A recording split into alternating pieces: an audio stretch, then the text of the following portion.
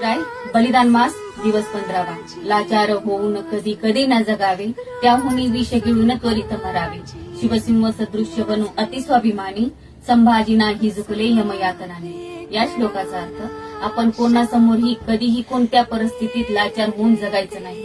ज्याप्रमाणे शंभूराजे व कवी कलश यांना औरंगजेबांनी कुर्णिसात करण्यास सांगितले, माझ्या समोर झोकून मुजरा करण्यास सांगितले, पण शंभूराजे शिवरायांचे छावे होते. ते त्या औरंगजेबासमोर झुकले नाही. तर शंभूराजांचा रुद्रावतार पाहून तो औरंगजेब राजांच्या समोर गुडघे ठेवून बसला. ही गोष्ट त्या औरंगजेबाला सहन झाली नाही. त्यांनी शंभूराजे व कवी कलश यांना क्रूर मरण यातना देण्यास सुरुवात केली.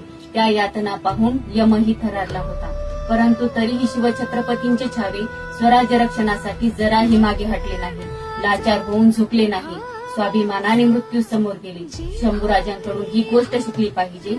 देव देश स्वराज्याभिमानासाठी समोर मृत्यू जरी असला तरी सोडायचं नाही.